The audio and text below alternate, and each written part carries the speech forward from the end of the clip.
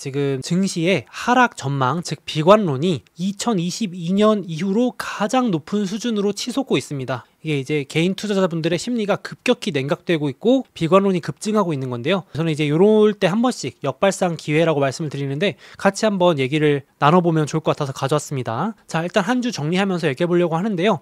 일단 요즘 빅7이 안 좋습니다. 그렇죠? 미국 증시 대부분은 빅7으로 이루어져 있기 때문에 빅테크 투자하신 분들은 요즘 좀 계좌가 안 좋은 편이고, 빅테크 외에 좀 분산이 많이 돼 있는 분들은 뭐 그렇게 나쁜가요? 라고 하실 정도로 상황이 좀 반대입니다. 자, 여기 맨 왼쪽 그래프 보시면 올해 주요 지수 수익률 흐름인데요. 제일 안 좋은 게 빅7 마이너스 5.7%, 가장 부진하고요. 빅7이 많이 포함되어 있는 나스닥 빨간색 그래프도 마이너스입니다. 올해 수익률 다 깎아먹었죠.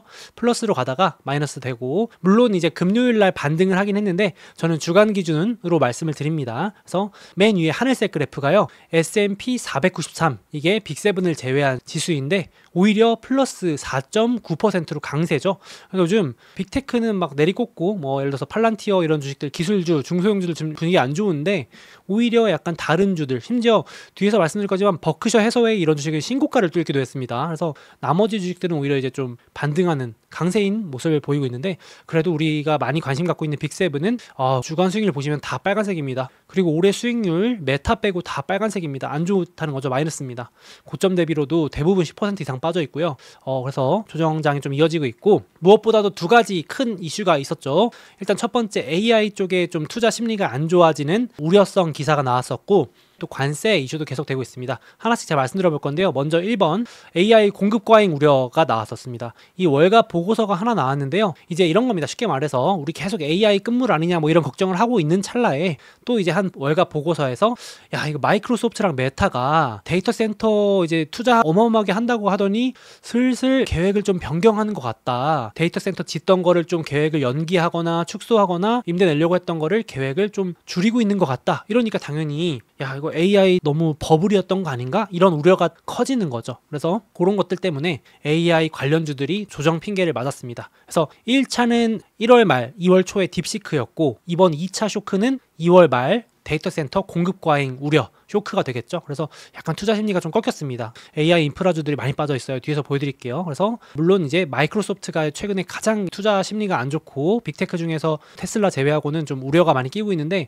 원래 오픈 AI, 챗GPT 만든 오픈 AI랑 마이크로소프트 독점 계약해서 마이크로소프트의 기대도 많이 받았는데, 이제 요거 계약도 변경할 수도 있다. 이제 오픈 AI랑 마이크로소프트랑 사이가 안 좋아져가지고 오픈 AI 챗GPT를 앞으로는 이 오라클, 여기 써있지만 스타게이트 프로젝트에 새롭게 연합을 맺은 오라클 쪽으로 앞으로 챗GPT가 클라우드 서버 쓰는 거 아니냐, 뭐 이런 얘기들 나오면서 전반적으로 안 좋은 이슈들이 많이 부각됐습니다. 원래 떨어지려고 할 때는 이런 악재가 부각되고, 오를 때는 또 악재가 무시되고 호재가 부각된다는 거 기억하시면 좋을 것 같은데, 이번엔 또 악재가 부각됐습니다. 그래서 요거 잠깐 먼저 말씀드리고, 그리고 이제 엔비디아도 실적 발표를 했는데, 엔비디아도 우리가 다 알잖아요. 이미 엔비디아 실적 너무 좋은 건 다 알고 있습니다. 그래서 이게 참 재밌는 게, 이렇게 엔비디아가 고성장을 하더라도 이제 눈높이가 높아져가지고 그것보다도 더 좋은 서프라이즈, 그러니까 기대감을 뛰어넘어야 뭔가 서프라이즈잖아요. 이게 우리가 사람이 참 간사한 게, 이미 그 사람이 뭔가 잘할 것 같다 그러면 잘해도 별로 대단해 보이지 않죠. 물론 엄청 대단한 건데, 근데 그 사람이 별로 기대 안 했는데 기대보다 잘하면 엄청 대단해 보이잖아요, 순간적으로. 약간 그런 겁니다. 주식시장에서도 이미 엔비디아 좋은 건 알고 있는데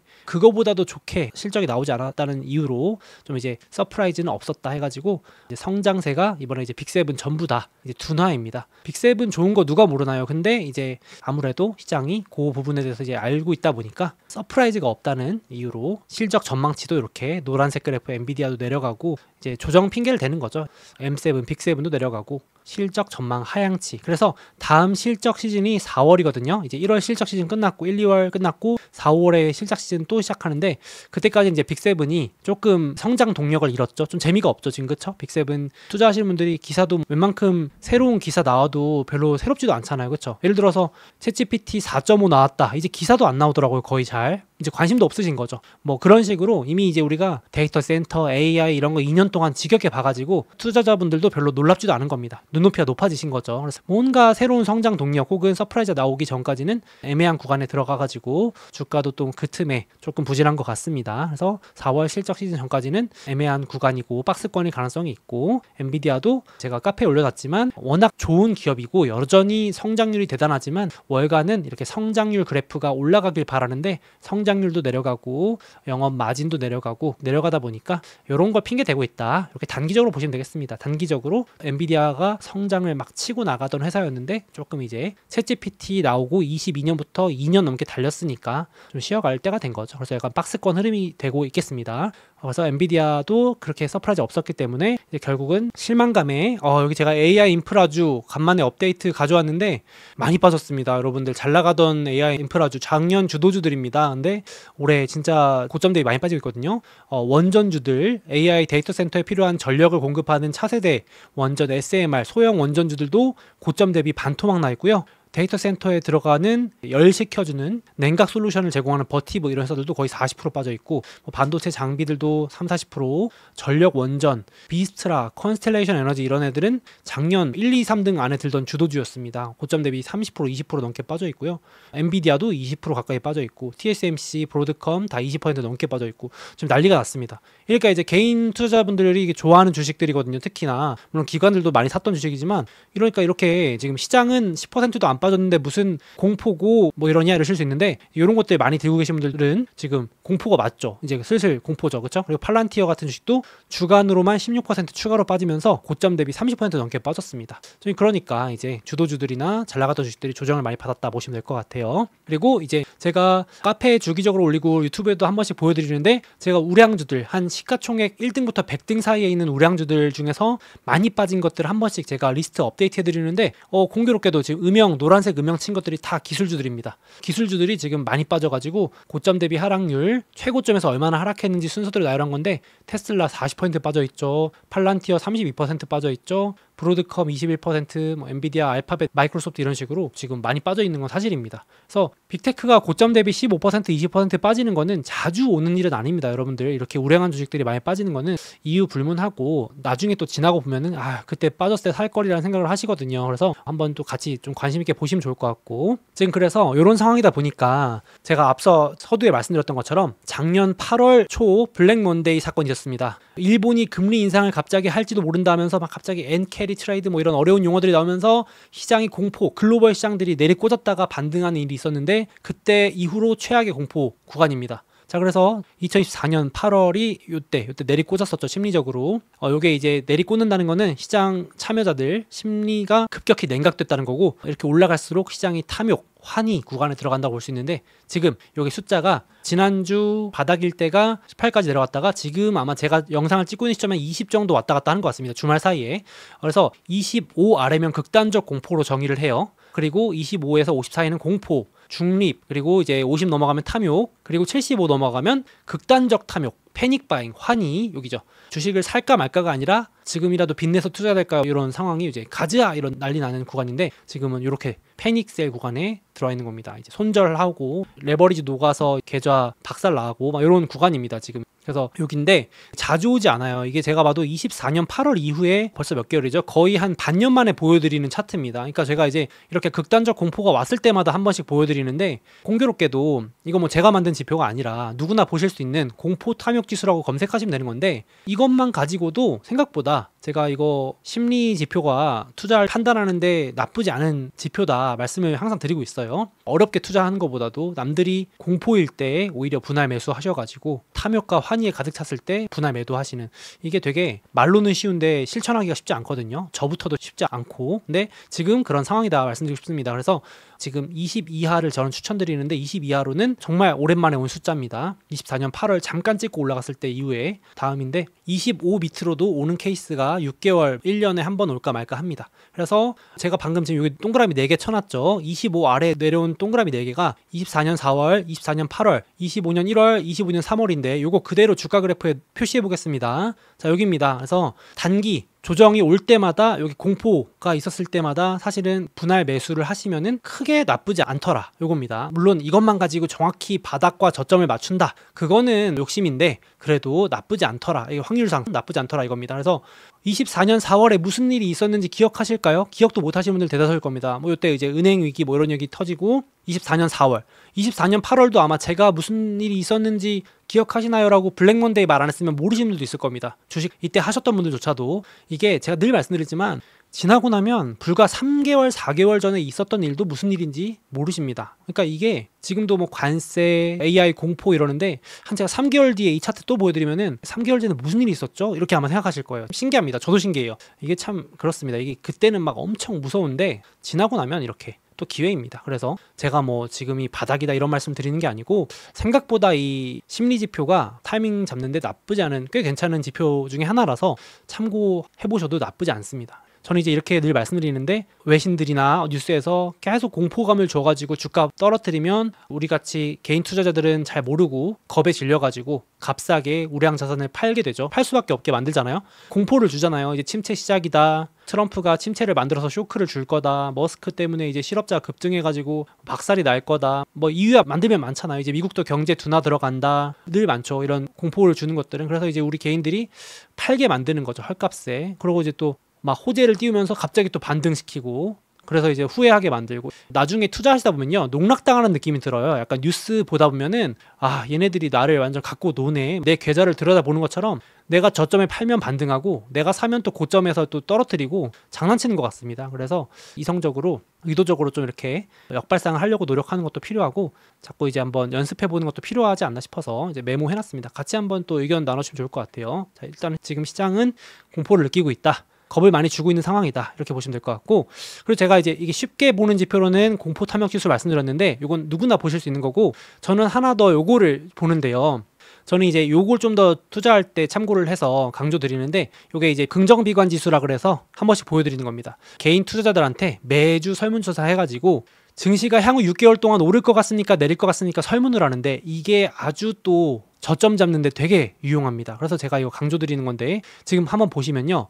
이번 주에 증시가 향후 6개월 동안 오를 것 같습니까? 내릴 것 같습니까? 했을 때 오른다가 고작 19%, 내린다가 무려 60%를 넘었는데 이게 2년 만에 비관론이 최고치인 겁니다. 언제 이후로 최고치냐면요. 2022년 10월 2022년 10월을 기억하시는 분들도 계시겠지만 진짜 길고 깊었던 침체 우려가 절정이었던 증시 바닥이 2022년 10월이었습니다. 이때 정말 길었어요.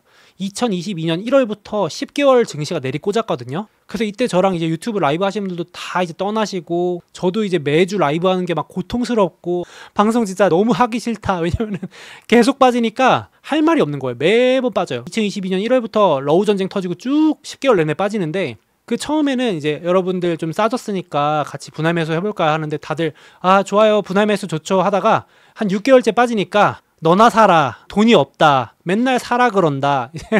왜냐면 진짜 돈이 없잖아. 10개월 내내 빠지는데 누가 10개월 내내 분할 매수할 돈을 갖고 있습니까? 저도 돈이 없죠. 그러니까 이제 다 지쳐서 떠나요. 진짜 8월 9월에는 다 비관론, 이제 저도 사라고 말을 못해요. 이제 천하의 역적이 된 겁니다. 근데 진짜 공교롭게도 이제 그러고 좀 있어서 바닥을 치더라고. 10월부터 바닥을 치고 올라오기 시작합니다. 근데 이미 이제 이때 사람들은 돈도 없고 관심도 없고 주식시장 다 떠났고 그런 거죠. 심리가 그렇습니다. 항상 이제 사람들은 주식이 많이 올라야 돌아오고 빠지면 다 떠나거든요. 이때 아무도 주식 안 하려고 그러는 거지. 더 빠진다 그러니까. 그렇습니다. 침체가 막 온다. 이미 박살 나 있다 그러니까 지금 제가 과거 얘기를 드렸던 이유가 그 정도 분위기였던 만큼 지금 내린다 심리가 올라간 겁니다.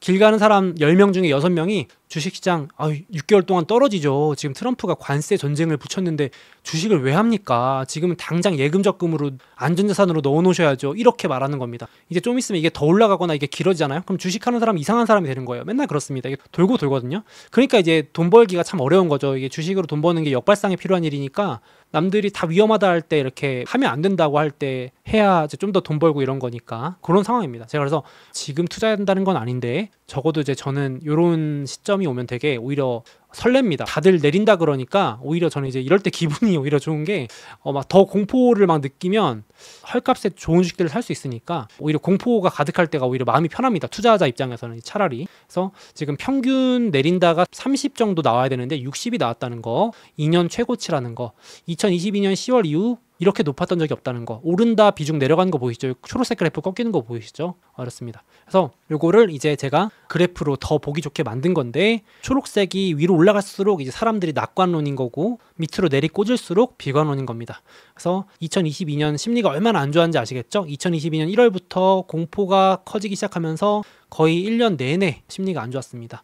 안 좋았는데 지금 한 번에 이렇게 내리 꽂았습니다. 공포 지수가 영어로는 불베어 스프레드라고도 하고 낙관 비관론 지수라고도 하는데, 요거 검색하셔도 나오는데 혹시 좀 더 상세하게 투자 전략으로 활용하시고 싶으신 분들은 제가 마스터 클래스 챕터 4 참고하시면 되고요. 제가 한 번씩 보여드립니다. 이렇게 좋은 기회가 왔을 때. 그래서 요때 지금 마이너스 41 찍혀 있는데 요 숫자가 오른다 20에서 내린다 60을 뺀 마이너스 40이 나오는데, 요때 마이너스 40 이하로 내려갔을 때 매수하면 두 달 뒤에 승률이 100%가 나온다는 리포트도 이번 주에 나왔습니다.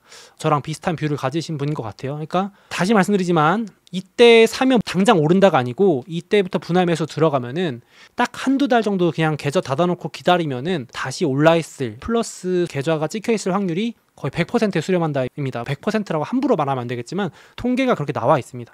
저도 이제 경험상 그랬는데 이 리포트까지 내주셔서 갖고 왔는데, 저도 과거에 마이너스 40 이렇게 지금 그래프가 공포로 가득했을 때 오른다보다 내린다고 답한 사람이 압도적으로 많을 때 사두면 2개월 뒤에 평균 수익이 10% 이상 나더라. 나쁘지 않죠? 그러니까 약간 역발상에 대한 보상인 거죠. 용기를 내서 매수를 한 거니까, 남들이 하지 말라 그럴 때, 안 한다 그럴 때. 그렇습니다. 그래서 당장 뭐 바닥 잡자는 건 아닌데 요때부터 매수하면은 생각보다 괜찮더라, 쏠쏠하더라가 제 결론이고, 여기 리포트로도 입증이 한번 돼 있는 자료라서 가져왔습니다. 그게 아니더라도 제가 다양하게 보여드리고 있는데, 지금 곡소리도 좀 늘어나기 시작했고, 물론 진짜 찐 저점은 곡소리도 안 나야 되거든요. 제가 앞에 이제 방송 시작하기 전에 우리 라이브 시청하시는 분들하고 잠깐 잡담처럼 얘기했지만 조용해지는 구간이 있습니다. 이제 주식 곡소리도 말라버리는, 눈물도 메마르는 구간이라고 제가 말씀드리는데, 그런 구간은 지금 온 건 아닌데, 최근에 이제 트럼프 비난하고 욕도 급증하고 있는 것도 저는 좀 시그널인 것 같고, 이제 미국 주식에 대한 비판도 많이 늘어나고 있는 것도 좀 시그널인 것 같고,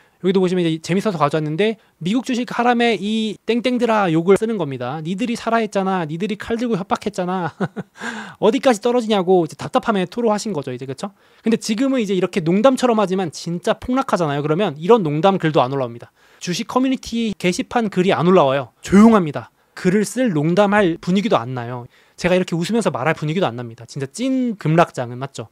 지수가 10%가 아니고 20% 이상 폭락하기 시작하면요, 이런 짤 가지고 놀 기분도 안 납니다, 여러분. 진짜 장난 아닙니다. 근데 지금 그 정도는 아닌데 분위기 전달 차원이고, 트럼프 욕도 늘어나고 있고, 심지어 제가 이제 트럼프 욕은 너무 이제 심해서 여기 가져오지 못했는데, 아무튼 막 트럼프 비난 욕이 있고, 바이든이 그립다는 글까지 올라옵니다. 바이든이 뭘 잘못했냐, 바이든 때 증시 좋지 않았냐 말하면서 이제 사람들이 바이든이 그립다 막 이런 얘기까지 올라올 정도로 지금 투심이 바뀐 거죠. 불과 한두 달 전까지는 트럼프 짱이다 이제 이러면서 트럼프 찍어준 주식 다 올랐다 이랬는데, 이제 사람 심리가 그렇게 바뀝니다. 이제 계좌가 마이너스 찍히고 하락하니까 당연히 욕하는 거죠. 그럴 수 있습니다. 그래서 제가 투자할 때 인간 지표와 심리도 절대 무시할 수가 없는 거다. 잘 한번 보셨으면 좋겠고, 제 영상 댓글도 꾸준히 한번 눈여겨보셔도 다 투자에 도움이 됩니다. 저도 제 영상 달린 댓글을 봐요. 보면서 심리가 이렇게 바뀌었구나, 이렇게도 보는 거죠. 제 채널 아니어도 좋으니까 한번 보시면 좋겠고, 그래서 참 이게 아이러니하게도 지나고 나면 참 투자가 쉬워 보이거든요. 트럼프 1기 때, 그때도 관세 전쟁 불확실성 심해가지고 폭락했을 때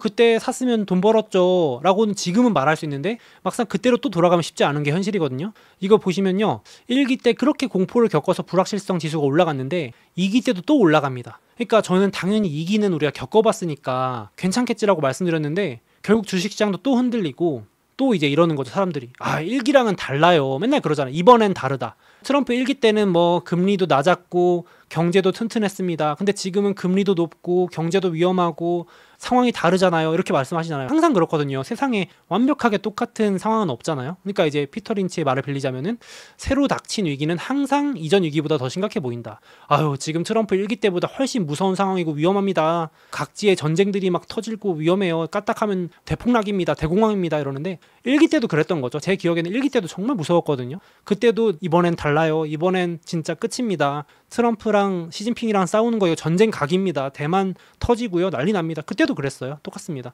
지금도 똑같습니다. 지금은 뭐 러우 전쟁도 안 끝나고 뭐 휴전 어렵고 이렇게 나오는 거죠. 그렇죠? 그래서 언제나 악재를 무시하는 것은 어렵다. 참 쉽지 않은 것 같습니다. 저도 이제 말씀을 드리는데 불안할 수도 있다라는 건 공감이 되고, 근데 말씀드리는 거는 새로운 악재는 늘 이번엔 달라 보이고 더 무섭고 더 공포스러워 보이는 거는 알고 있자. 나중에 또 1년 뒤에 제가 이 얘기를 드리면 아유, 그때 트럼프 2기 초반에 그 조정 때 쉽게 살 수 있었죠. 분명히 나중에 시작하시면 그렇게 말씀하실 겁니다. 이번 악재가 더 커요 이러면서 2026년 악재가 더 무섭고 2025년 악재는 아무것도 아니었다고 하시겠죠. 그러니까 이게 참 계속 반복됩니다. 그래서 제가 이제 경험한 것들 말씀드렸고, 그래서 장기 투자가 이렇게 참 쉬워 보이고 장기 투자로 수익 낸 사람들 되게 별거 아닌 것 같아 보이지만 그분들이 결코 그렇게 쉽게 해온 게 아니다. 이게 실제 장기 투자 진짜 허리케인, 폭풍, 뭐 대재앙을 다 겪어내고 수익을 내신 겁니다. 주식 물려서 있는 게 아니라 진짜 주식을 5년, 10년 들고 계신 분들 이거 다 겪어야 되는 거죠. 그렇죠? 쉽지 않다. 장기 투자가 생각보다 쉽지 않습니다. 사고 파는 게 어떻게 보면 더 쉬울 수도 있을 정도로 그렇게 말씀드리고, 지금 이제 공포 이런 거에 쫄지 말자 말씀을 드리고 싶고, 이 두 번째는 관세는 제가 이제 솔직한 생각을 말씀드리면 지금 트럼프가 막 관세 왔다 갔다 하거든요. 이제 막 4월에 한다 그랬다가 3월에 또 강행한다 그랬다가 이러니까 시장이 불확실성 재료로 쓰고 있는데, 제 생각에는 여전히 이제 협상용인 것 같습니다. 이게 제가 함부로 판단하기는 좀 어렵겠지만 트럼프가 일부러 이제 그 소위 말하는 미치광이 전략, 그 어떤 공포 전략을 쓰는 거거든요. 그래서 되게 언론에 비치는 모습이 계속해서 이제 미치광이다, 도저히 종잡을 수가 없다고 하지만 계속 원하는 바를 얻어내기 위해서 이제 압박을 하고 그 카드로 관세를 쓰고 있는데, 이제 시장이 먼저 그걸 우려해서 조정을 받았기 때문에 저는 개인적으로는 이제 관세 이슈는 3, 4월 안에 다 곧 철진한 재료로, 그냥 조정 재료, 이제 더 이상 안 먹히는 재료로 거의 이제 소멸되지 않을까 싶은데 조금만 더 견디시면 될 것 같거든요. 돌아오는 주에 관세도 제가 봤을 때는 또 연기할 가능성이 높고, 관세를 부과한다 그래도 시행하는 데만 6개월 걸린답니다. 실무진들이 아직 준비도 안 됐다 그러고, 그래서 이제 막판 압박을 넣는 용도로 보이는데, 그래도 이제 시장은 혹시 모르니까 지금 관세 피난처로 몰리고 있긴 합니다. 지금 이제 다른 주식들은 빠지고 있는데 관세 피난처 주식은 상대적으로 강세입니다. 뭐 월마트 이런 주식들, 미국 내수주라든지 코스트코, 월마트, 심지어 버크셔 해서웨이 같은 내수주나 금융주, 보험주 뭐 이런 쪽은 신고가를 뚫을 정도로 또 분위기가 좋아요. 이렇게 지금 약간 피난처 쪽으로 가고 있고, 증시 전반적으로 쇼크가 난다기보다는 돌고 있고, 제가 왜 그렇게 생각하냐면 트럼프가 진짜 사업가라고 느끼는 부분들 계속 매주 말씀드리는 부분이지만,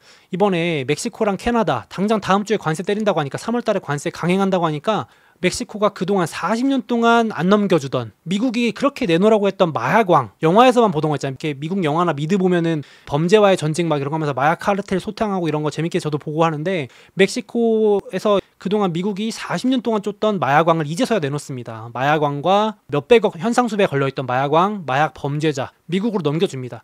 이거 결국 계속해서 트럼프가 마약 협조해라, 멕시코, 캐나다한테 말했던 부분이거든요. 근데 이제 3월 당장 다음 주에 때린다, 3월 4일 강행한다 그러니까 이제 멕시코에서도 약간 원하는 카드를 제가 봤을 땐 주는 것 같습니다. 그래서 이제 이렇게 현상수배범들 다 넘겨주고, 그리고 상무부 장관, 재무부 장관도 뭐라 그러냐면요, 이제 또 새로운 얘기를 합니다. 멕시코, 캐나다, 너네가 중국의 관세를 때려주면 우린 관세 안 때릴게. 결국 이제 협상 카드입니다.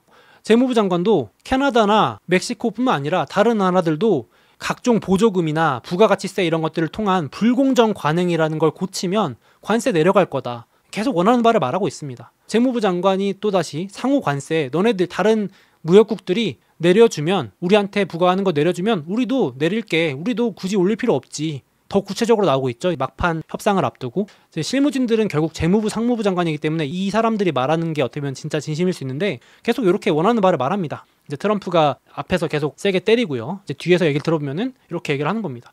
그래서 계속 마약 협조하라 하니까 마약왕 내놓고, 마약 범죄자 싹 내놓고, 멕시코, 캐나다 너네 쪽에서 중국 관세를 때려주면 우리가 너네한테 굳이 관세 때릴 필요 없지, 이렇게 구체적으로 얘기해주니까 제 생각에는 적당히 또 연기하거나 유예하거나 협상하거나 유야무야 되지 않을까 하는 기대를 가져보는데 제 말이 또 틀릴 수 있으니까 저도 이제 혹시 몰라서 리스크 관리는 하고 있지만 일단 제 개인적인 생각은 이렇습니다.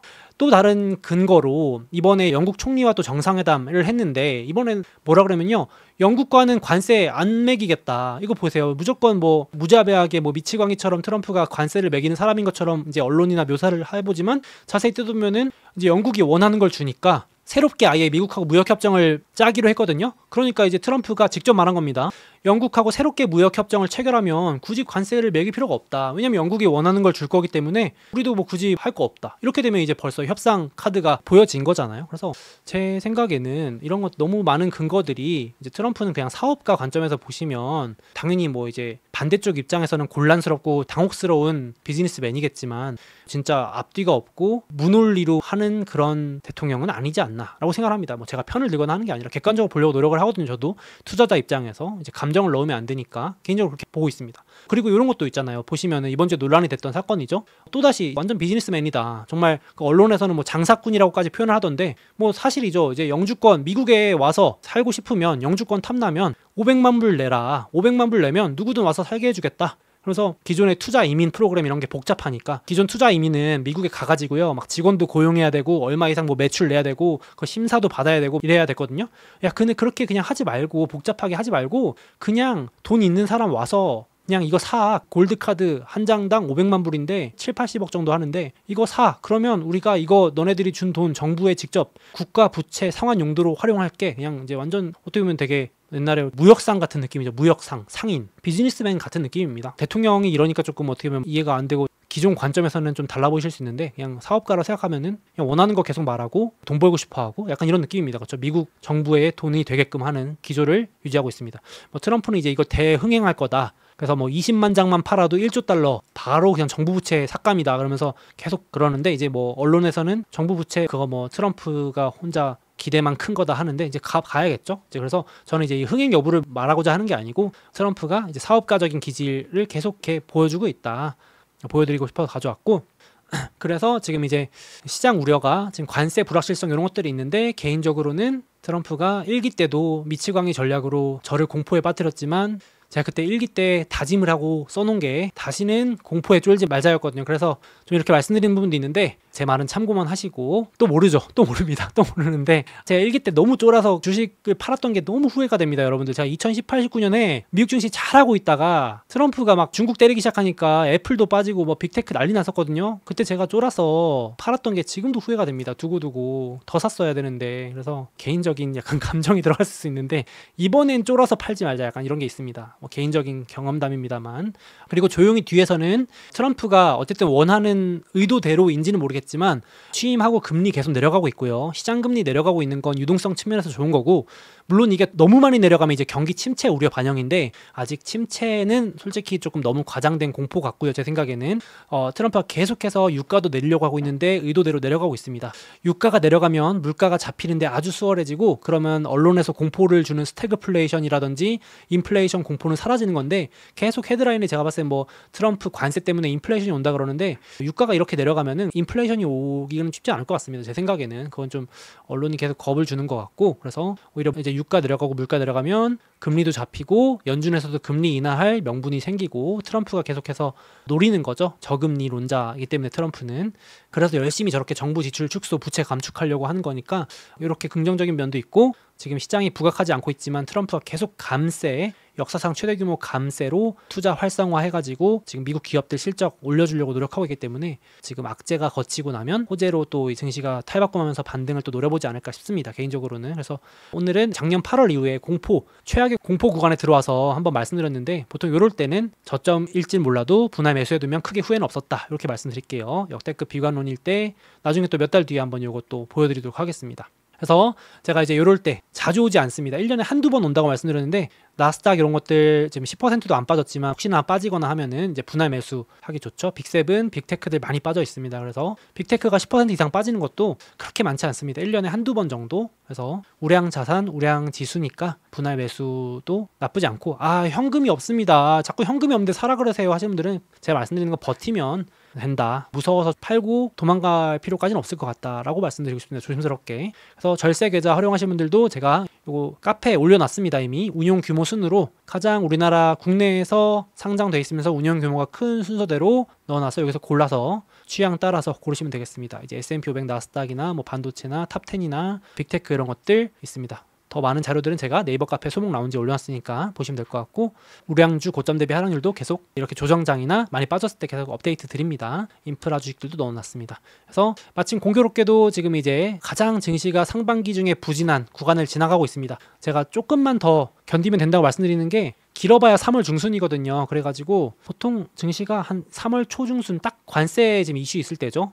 요거 지나고 나면은 관세 재료도 증시가 이제 더 이상 그렇게 크게 악재로 안 반영하는 시기가 올 것 같고, 이게 뭐 관세가 1년 내내 갈 것 같잖아요. 근데 시장이 그러면 피로감을 느껴서 더 이상 조정 재료로 쓰지도 못합니다. 사람들이 엄청 피로감을 빨리 느끼거든요. 1년 내내 관세에 그렇게 언론이 공포를 줄 수 없습니다. 그래서 지금 바짝 공포 줘가지고 뭐 캐나다, 멕시코 관세 때린다, 차, 반도체, 의약품, 알루미늄, 구리 관세 때린다, 이런 거 이제 바짝 조정 줄 때 공포감 용도로 조정 재료로 쓰다가 반등할 땐 그런 것들이 이제 또 싹 사라질 겁니다. 그래서 3월 동안은 조금 단기적으로 변동성이 있을 수 있겠고, 4월 실적 시즌도 있지만 3월 중순까지 조금 악재 가득할 때 저가 매수 노려보시는 것도 나쁘지 않을 것 같아서 제가 말씀드렸습니다. 그래서 관세 현실화가 되냐 마냐 뭐 이런 거 가지고 왔다 갔다 하겠지만은 지나가면 아무것도 아닌 이슈가 될 거라고 생각합니다. 지나고 나면 기억도 못할 이슈가 되실 거라고 생각합니다. 제가 봤을 때는 이제 물론 이제 그러니까 불확실하니까 관세 피난처 주식들이 좀 더 우위 있을 수는 있으니까 이것도 이제 참고해 보시라고 넣어놨습니다.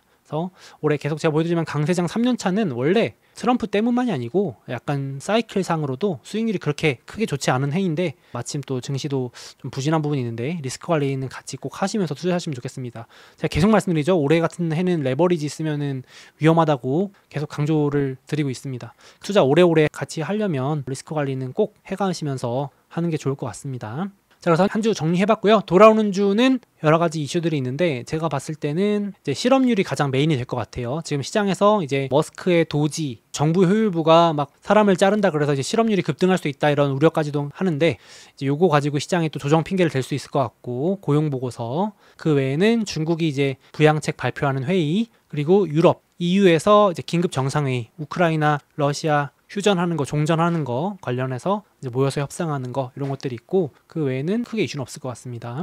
다음으로 2025년을 맞아서 소몽의 미국 주식 베이직 클래스가 출시되었습니다. 제가 미국 주식 처음 시작할 때만 해도 누가 가르쳐주는 사람도 없고 정보들도 없어서 정말 많이 헤맸던 기억이 있습니다. 지금 어느덧 미국 주식 투자 10년 차가 된 지금 와서 생각해보면은, 그때 누가 이걸 제대로 좀 알려줬더라면, 그랬으면은 조금이라도 시행착오를 줄이고 목표했던 수익에 더 빨리 도달하지 않았을까, 이런 생각을 지금 좀 합니다. 그래서 이번에 런칭한 베이직 클래스는 그때 정말 답답했던 저의 미국 주식 입문자 시절 궁금증을 떠올리면서 만들었습니다. 왜 앞으로 미국 주식이 필수가 될 수밖에 없는지부터 세금, 수수료, 환전, 그리고 증권사 선택, 이런 기본 정보까지 다 담았고요. 그리고 어떻게 나한테 딱 맞는 우량주만 속속 골라낼지, 또 이걸 언제 사고 팔아야 되는지에 대한 실전적인 정보까지 모두 담았습니다. 그리고 제가 실제 미국 주식 투자할 때 유용하게 쓰고 있는 필수 모바일 앱이라든지 웹사이트, 이런 것들을 모두 정리해서 알려드릴 거고요. 그리고 이거는 저만의 필살 꿀팁인데요. 이 챗 GPT를 활용해서 미국 주식 정보를 빠르게 찾거나 개별 기업 분석을 훨씬 더 쉽고 간편하게 하는 방법, 그 노하우까지도 모두 이번 강의에 담았습니다. 그래서 특히 이 미국 주식을 처음 하시는 분들, 혹은 시작하신 지 얼마 되지 않아서 아직 스스로 공부하고 투자 판단을 직접 내리시는데 어려움이 있으신 분들께 이 베이직 클래스가 최고의 입문 강의가 될 것이라고 생각합니다. 관심 있으신 분들은 이 영상 댓글과 더보기에 링크 남겨놓을 테니까 한번 참고해 보시면 좋겠습니다.